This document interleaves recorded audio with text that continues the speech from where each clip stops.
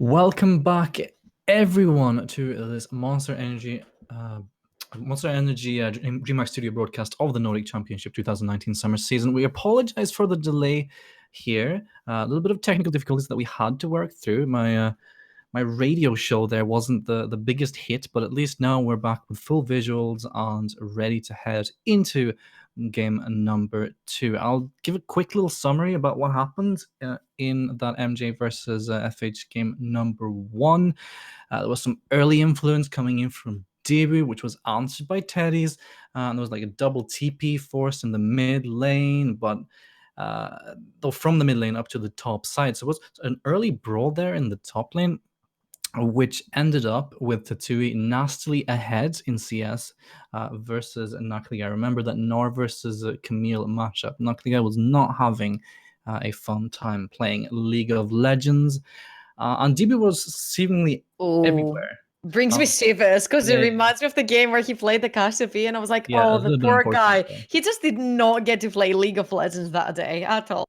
Neither did he get to play League today either, because when MJ got the lead in this game, they ran away with it. They translated into objectives beautifully. The bot lane gangs got them a somewhat of a 4-dragon lead eventually. The game ended with something like 16-2 in kills, and it was pretty much a perfect game apart from those 2 deaths there. The all outer turrets were gone within like 10 minutes of the game, and it was pretty textbook. Even forcing an FF coming in from FH at 26 minutes, giving the game away. So that's impressive. It's what we expected from MJ. We're like, okay, they're going to have to answer the question of, all right, how are we going to get Debu? And once we do, how will that translate into us transitioning into the mid game and winning it over there before it goes late game? And, the other team possibly outscales and wins over. And if they've had a very clean game, that means that they actually executed their strategy to a T. They found out their weak and strong positions. And as you said, they played through the bot lane as well, which got them a lot of objectives in the forms of dragons. And then they managed to cleanly win the game super quickly. I'm guessing 25 to 30 minutes into the game. 26 minutes, 30, 26, something yeah. like this. And I will tell you something, Trouble. Merz's Jace looked fantastic. I mean, it looked fantastic when they played TFT on the first game as well that they won. It seemed like he was just wave clearing after wave clearing. It didn't matter if he was on a side lane or in a mid lane. He was doing his job. He was picking people on the side from the enemy team. He was grabbing 2 people's attention, and then MJ could grab the advantage over on another side, on a cross-map play, and so on. So it didn't look that bad. It was just the second game versus TFT that Mez's Jace looked very, very questionable. I feel like it was the matchup as well that was like, why? But this time it felt like it was all right, because let's be honest, Jace is sort of like a Corki, and you don't ever really run out of mana. And since you said that Debu was able to snowball as well, I'm pretty sure that he was able to put some of the attention in the mid lane too. Yeah, for sure. But it's just that kind of a game, right? We can't really overanalyze it too much what happened here, because obviously with that early influence coming in from Debu, the man was everywhere, and he got literally everyone rolling, and it was just pretty much a stomp. And when a team stomps, you can't really pull out too much credit from the later stage of the game, because in reality they're just closing out a pretty one game with something like a 10,000 gold lead. But well done to MJ for closing this one out. They have, as you know, struggled a little bit in the past, and are looking for that 3-3 record coming in for round number 7 later on. As we've talked about, we are approaching playoffs, so every game matters.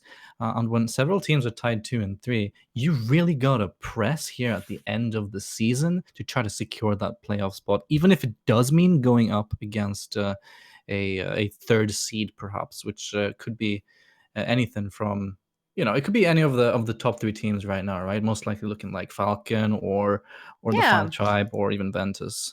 I wanted to ask you, who would you put your faith on for the top 6? I mean, sure, we talked about Falcon, Ventus, TFT, they're looking pretty strong right now. But from there and down, it looks so chaotic that everyone could be grabbing a ticket. I mean, we talked about like if FH pull a win here and they manage to make it 4-4 by the end of the group stage, it could potentially mean that they could get the tiebreaker to get them into the playoffs.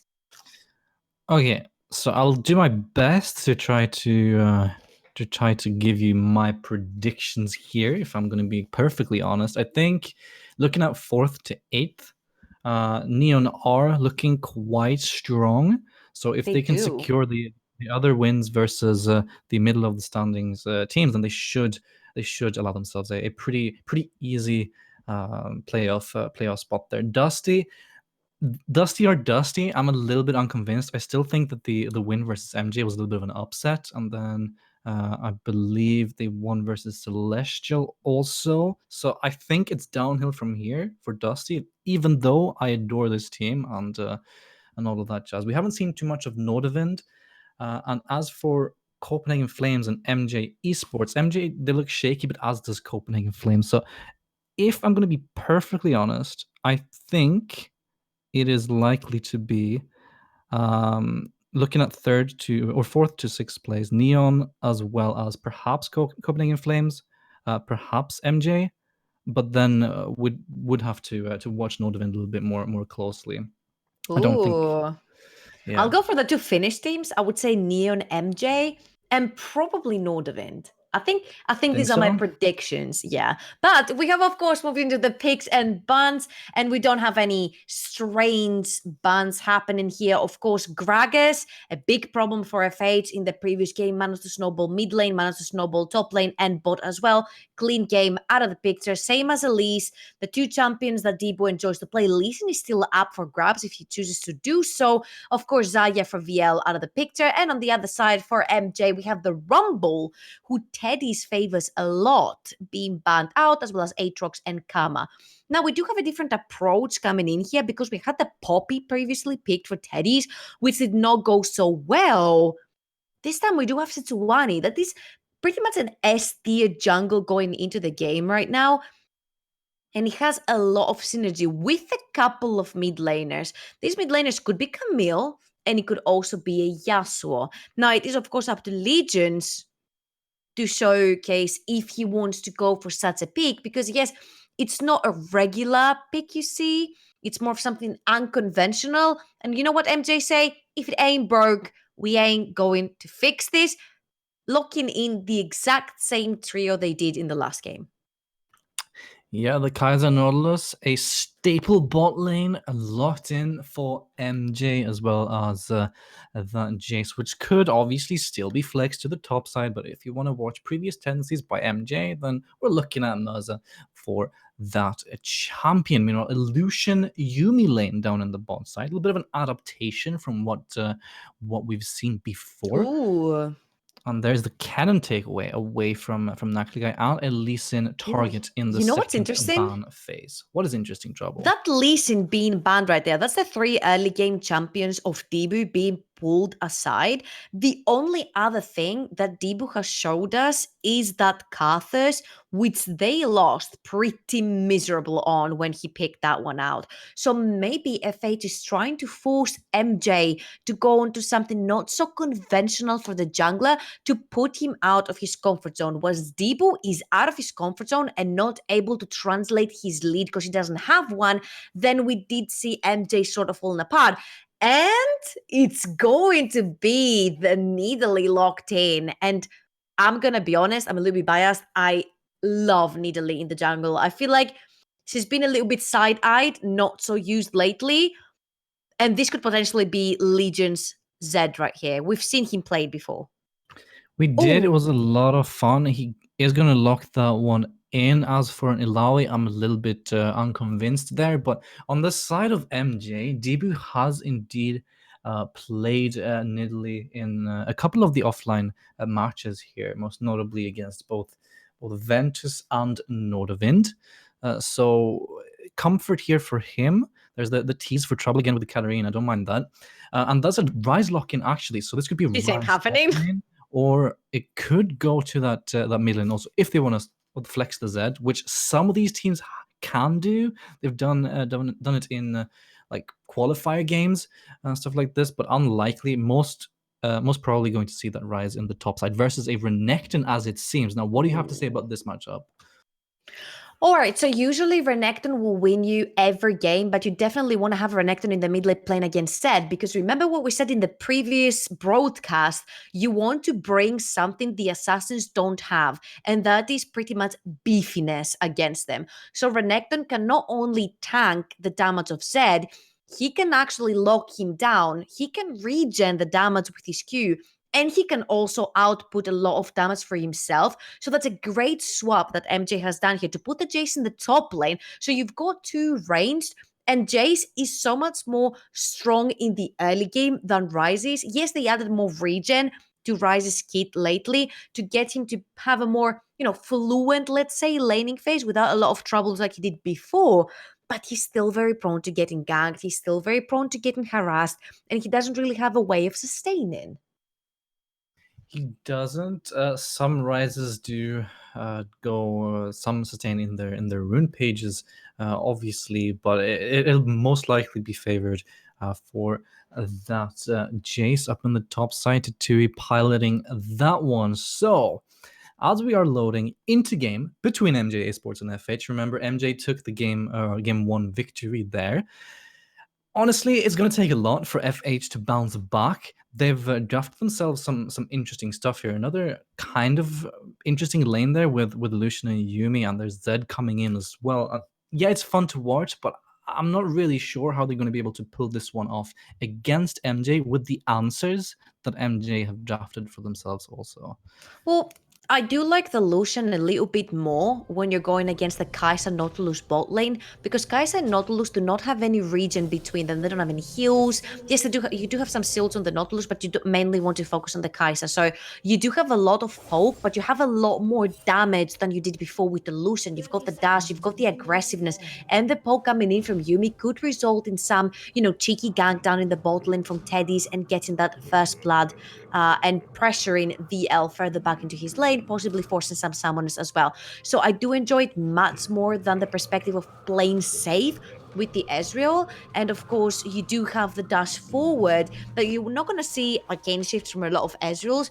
But Lucian, it's usually a move that he uses to move forward rather than to move backwards like the Ezreal does. So I love the perspective of having a more aggressive bot lane. I love the perspective of giving legions against his Zed, because he played it also versus TFT, and it was one of the only lanes that was actually shining through. So I do enjoy that we're gonna see it again. This time it's unfortunately against Renekton, who is not that easy to get killed, who's not that easy to get harassed, and worst comes to worst, he can actually lock you down and return the kill. You see that Meza is not going back. He's going full on ignite mode. Yeah, there's an Ignite Renekton, Angry Crocodile.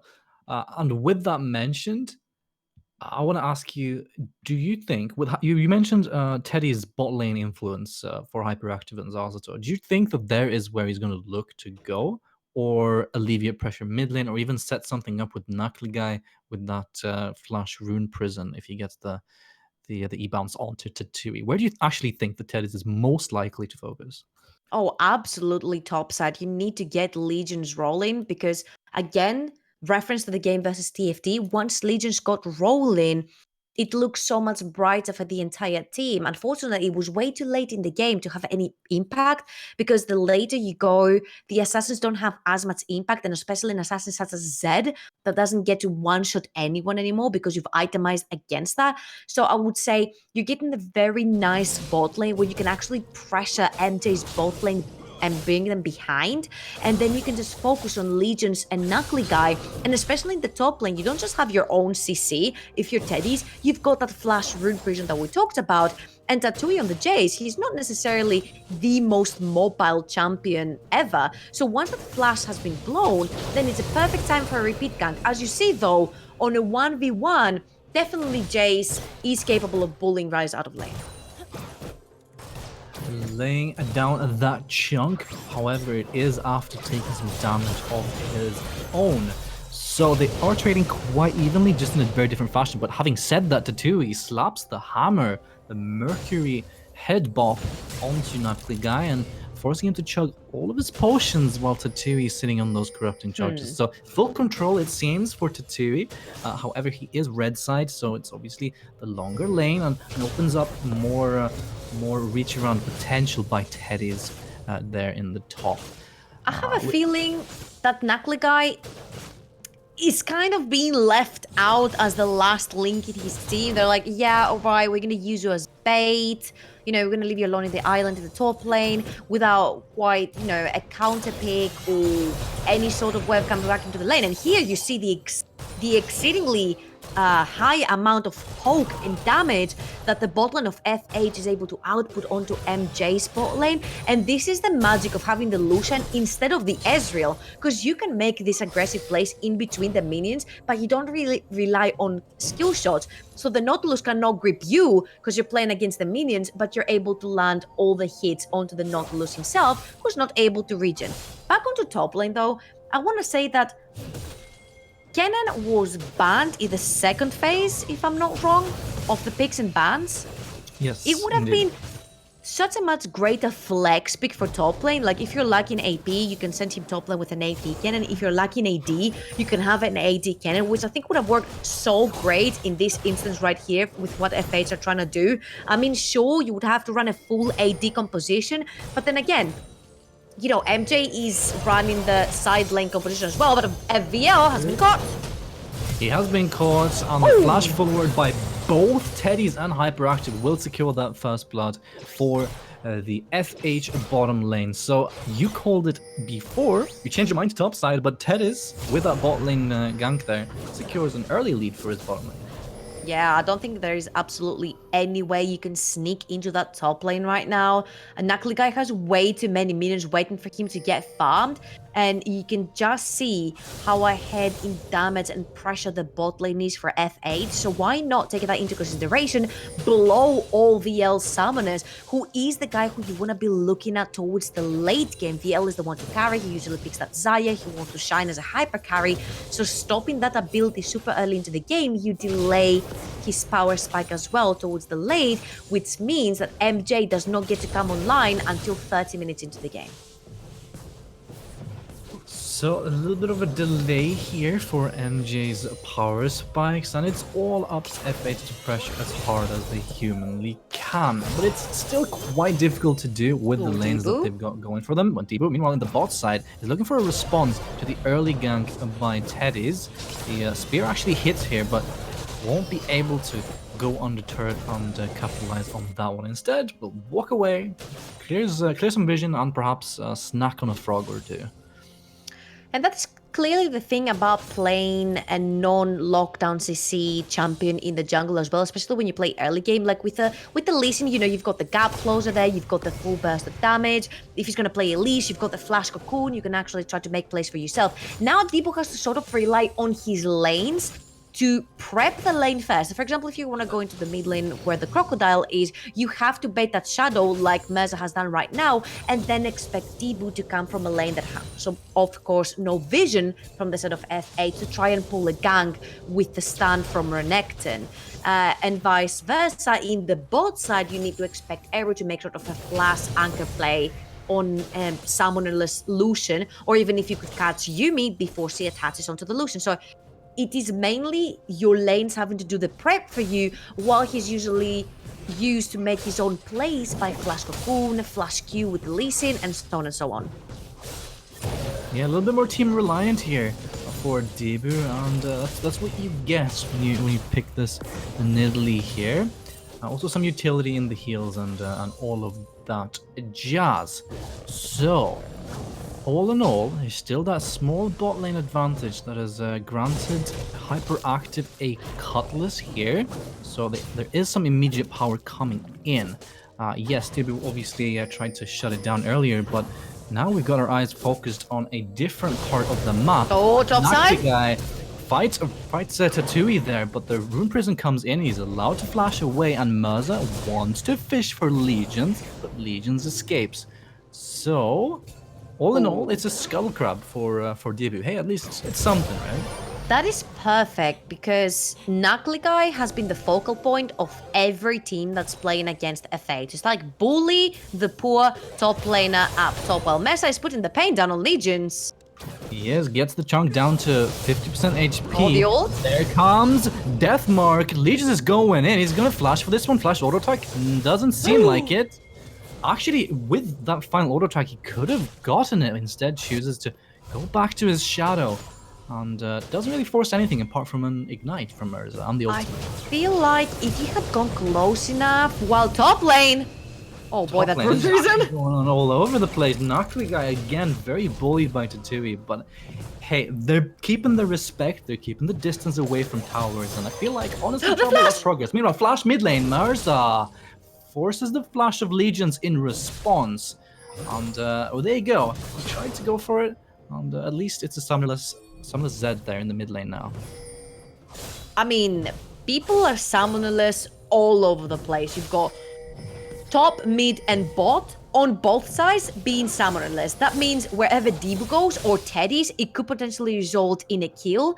You do have the Sejuani ultimate available to you if you want to use it. And bot lane once again, oh, the hook. The hook straight up into the wall, and we've seen this one before. Eru gets final chapter. The book has finished being written. Meanwhile, there's ganking the mid side. Teddy's is 1v2. Debu goes under the tower, has to flash away, manages to heal up and get the kill as well. So crucially, on your assassin Polk jungler there, slays Teddy's, and I believe gets a couple of buffs for his play. He does, and this is exactly what we talked about as well. We're like, all right, there's people being summonerless everywhere, but this is not sort of the same case like the game before, where we said, okay, whoever gets the first gank is most likely going to get the first kill because everybody's super squishy. There's not going to be time for reaction from the other jungler to get a counter gank. This time, though, you've got a very beefy Renekton, you've got a tank Sejuani, so there is some time in there for reactions and try to get that counter gank on, and you saw that Teddy's was trying his hardest to try and tank through all this damage, but once the poke from Nidalee and the execution cube came in, he couldn't tank just as much because it's all the way at the start of the game. He doesn't have the items yet, he doesn't have the resistances yet. Now, I just want to mention back up to the top lane that even though Knuckle Guy has been pressured out of his lane over and over again, he's been doing a very decent job at least trying to keep up with that CS, which means that he is going to be the one scaling towards mid and late game with that Rise, and Rise becomes very, very scary the longer the time goes on. So I do enjoy that they're completely ignoring him right now, but... Oh no, flashes straight into the wall, hyperactive, gets killer instincted, but it's VL who has to force the stopwatch as Mirza comes in on the top side, flanked. You know, there's a 1v1 going on the top side. I don't think MJ can commit for the kills here. They are going to go onto that dragon instead, but watch Teddy's on the flank. He's accompanied by Zazator, and Zazator actually gets hooked up.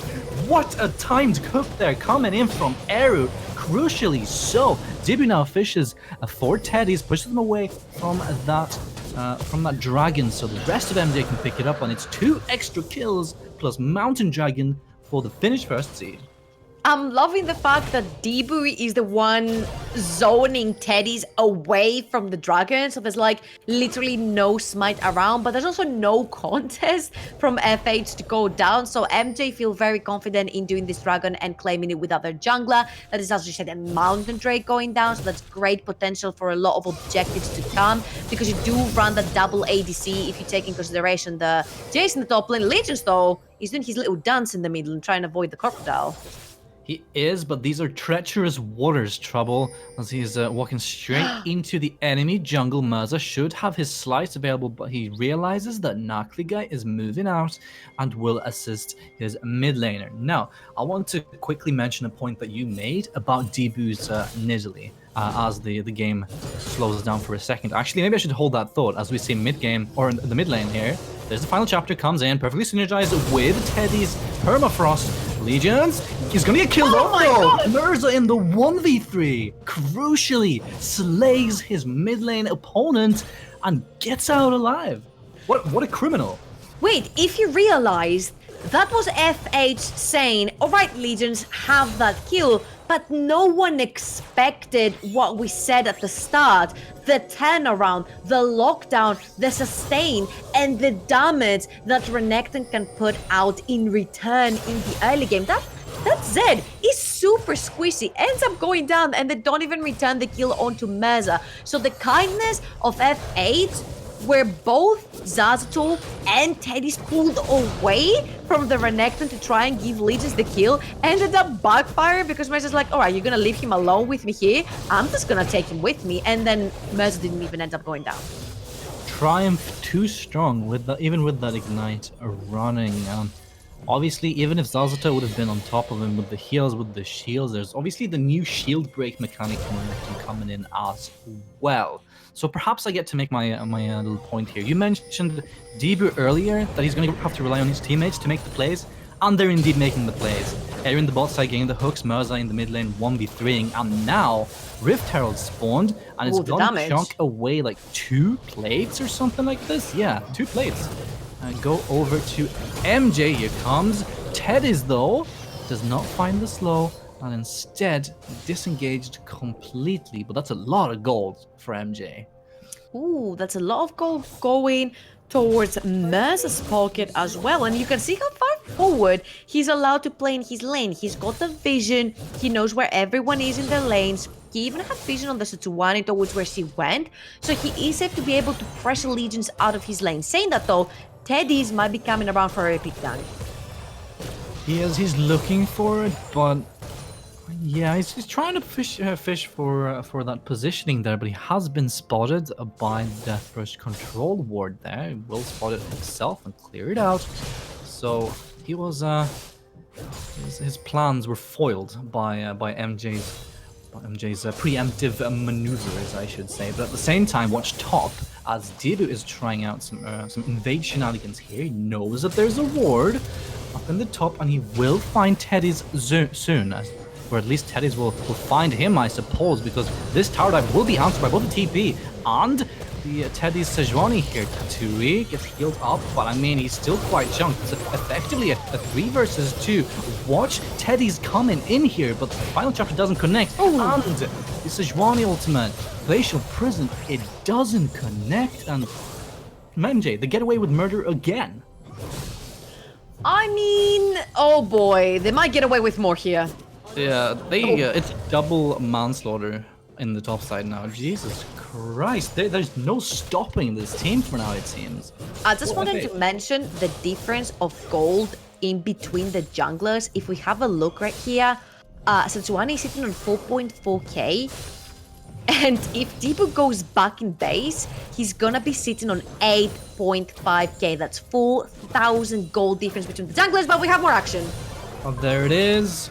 Poke lands of both Debu and Tatui. Watch how strong this Nidalee is. That's something ridiculous. Meanwhile, there's a tower dive going on bot lane, 2 for 0 up top. And surely this should be right in time for when the dragon spawns. Tedis is nowhere to be seen. They can take the tower, they can take the dragon, they do whatever they want, because this is MJ's game, MJ's series, really. And again, that looks greatly coordinated and executed to a T from MJ, but F8 might be having himself into a bit of trouble. Legions is gonna get red buffed, realizes his only choice is to try to go for that death. Oh no, you hate to see it. Flashes straight into the wall, and he is annihilated. I think he ulted the wrong person as well there. Yeah, he ulted because he was trying to get Debu, and then a wild crocodile appears out of nowhere, and he's like, oh no, I've done to the wrong person. And just nothing seems to be going right for F8 at this point. They are literally 7,000 gold deficit. They've lost their mid lane tower. They've lost every tier 1 out the tower that they have. Most likely, the second Mountain Drake will be going to MJ's side, because you definitely do not want to be contesting against these guys. All major first items have been completed. I'm expecting the Black Cleaver to be coming through on the Renekton as well. You've got Morellos there. You've got everything you need. All major items are completed for the side of MJ. You definitely don't want to be contesting if you're on the side of F8, because you are See, this is where it kind of gets confusing because you have the Lucian who's not that great late game. You've got the Zed who doesn't do much late game. You might want to have him on the side lane, just pressure, drag two people there with him while F8 are doing plays on the other side of the map. But you don't really have a late game ADC. Then you have a super late game scaling top who is in a lot of trouble. Flash forward by Eru there, tries to get the death charge there, and he actually finally finds it, but it's because Mirza is rooted up, or stunned up I should say. He should die here. A 600 gold shutdown going over to Nakligai crucially for them with this scaling rise here, and MJ, they're trying to fish for more. Oh, look at the damage from that spear, and the Morello just reduces so much of Zazato's Yumi healing as well. Oh boy. That's a lot of gold that's went into Debu's pocket, and he's actually using it so wisely that Morello is doing so much damage. They're trying to catch the 2E. Ooh. They get the chunk, but they can't really fish for more, obviously, because the rest of MJ are waiting right around the corner. There's a crocodile spawning just now, so the regroup should be coming in. And with this double mountain dragon now, Trouble, they should be able to just take control of both neutral objectives and those inner turrets alike. Where is the next point of pressure? It's nowhere near over for F8. I don't want to count them out. Yes, there's 6,000 gold in deficit, sure, but Legions is still, he's 0-2 and he's still hurting. Assassins only need 1 to 2 kills to start getting going, and then you've got a lot of juicy targets on the other side, such as the Nidalee, the Jace, the Kai'Sa. Mainly the Nidalee would be a great point of shutdown, because Debu also has 700 gold in bounty on top of his head. He's not rocking any armor right now, no stopwatch or Zhonya's available, so he would be very easy to shut down on a 1v1 between him and Legions. And you also have a massive amount of lockdown. You've got the Yumi ult, you've got Place of Prison from Teddy's, you've got Nakligai. Oh boy, here we go. Yeah, the Realm Warp comes in, find Nakligai, and as well as Legions are right around the corner. First kill. And there's no real response there for the side of MG whatsoever, as they're just farming out the jungle. That's a nice pick. Some good points here coming in from FH. Some proactiveness that's well needed. And we've seen a lot of times with a lot of teams, they get ahead and then they kind of start disrespecting the composition they're ahead. We said, sure, Legion's is behind, but he's able to output a massive amount of damage. Nobody pays attention to Nakligai. He does have his seraphs completed right now. He's going towards that hourglass. So that means that there's not going to be any execution coming on to him from MJ. And in general, you need to be careful where you're split pushing, because if you look down the map on the bottom quadrant of the jungle of Teddy's, Tatooine was pressuring there, and there's only one ward in the whole quadrant of the jungle, so it could have been sidestepped by F8 very easily.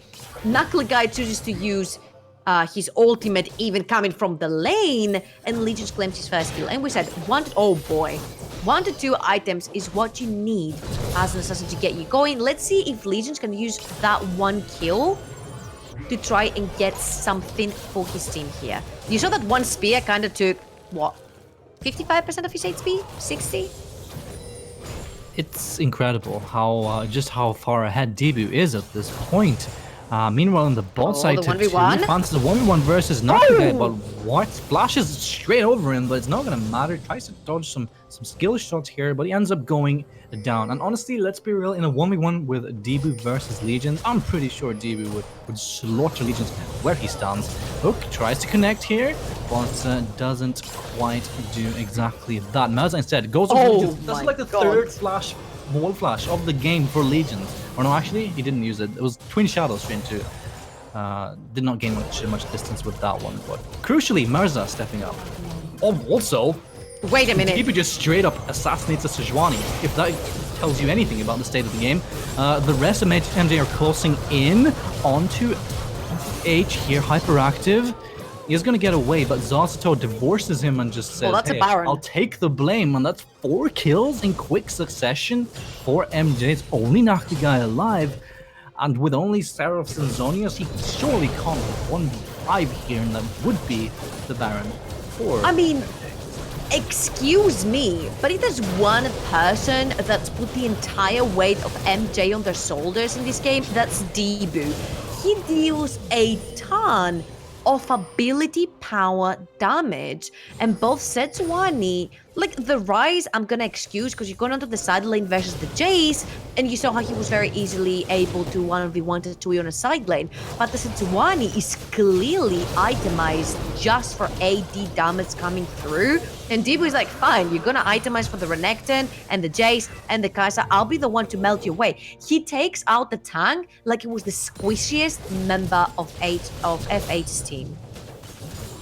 It's kind of surreal when you've got your frontline Sejuani dying within a second and a half to the opposing jungler. You know you're in for quite a lot of trouble. And also, take a quick look at Debu's items here. He picked up a Medjay's not so long ago. It was at 10 stacks. Ooh, 20. Still at a 20 stack Medjay's here. I'm looking for potentially a void stuff coming in also. So if Debu already deals this large amount of damage, it's not going to stop anytime soon, and the rest of MJ are free to do pretty much whatever they want. I mean, the thing is, the only person with any signs of magic resist on themselves is Yuumi. And let's be honest, you want to be usually super attached when you are in a team fight, so you don't get hooked by a Nautilus or hit by any nasty damage and instantly die because you're literally so squishy. So it doesn't really, nobody has any sort of magic damage on the side of F8. Nobody has built any sign of it. And Debu, if he hits one spear, that is the go, go, go button. And right now, MJ are doing what we wanted them to do with Mirza from the start. Pick a poke composition with a Jace. They're doing it with Tatui this time, and Debu on the Nidalee. Sinja is in quite well here with what they want to accomplish, but then again, Debu's been pretty much a one-man show. Meanwhile, but look at the amount of damage that Teddy takes. As it goes in off of the poke, the go button was pressed. Hook lands onto Legions, but Legions gets a death mark onto Tatui and finds himself with the escape, but not before two of his teammates, or one of his teammates fall. It's actually a 2-for-1 in favor of FH, but then again, the strength of MJ at this point will not allow FH to stop them from taking their mid lane inhibitor, and they're rotating what it seems like down to the bottom side. Ooh, and it just seems like F8 are playing on a timer because sure, you've got the Ryze in the top lane, but that Ryze is most likely going to be playing on a side lane versus the Jace, so you're not going to really have him on the team fight unless he TPs later back into it. And the thing is, the rest of your remaining members are not really late game champions. Now have a look over on the other side. You've got Poke coming in from Debu. You've got the Renekton who can output a massive amount of damage and sustain the team fight. So he's sort of like a pseudo tank in the front line while outputting the outmost of damage. And then you've got VL on a Kai'Sa who is a late game hyper carry. So if you're trying to balance the tankiness and the damage coming out, ooh, then MJ is definitely more heavy on that perspective because they do have a tank and a pseudo tank and a lot of poke and damage output towards the late game, while F8, the only thing they have to look forward to in the late game is a Ryze. And you can't really get that close to a Nidalee, to a Renekton, to a Nautilus because you're going to get pinned down and die. You are, but then again, if you catch Debu out after he tossed that spear and somehow managed to find the angle, it's still a very squishy Nidalee, right? So if they have the follow-up with enough damage coming in from Nak the guy and a little bit of a tap from some of the other members, and perhaps, just perhaps, there is a way. But it does seem right now as a long way away from happening, as MJ are sieging the bot lane, inhibitor turret, and actually Tatui who gets Glacial Prison. Eru goes straight into the tower, goes for the drive-by int. We've seen this so many times where they just aim for the players, but just hook the terrain and don't think through the situation. Is that Eru cosplaying Collide? Or was it just me? Is that a thing now? It happens. As you guys can see, sometimes you just don't assess the situation properly, and you tunnel so hard on getting the hook there onto a priority target that you don't really think about, hey, what happens if I miss? right? With Nautilus, it's quite merciless if you do miss on that champion.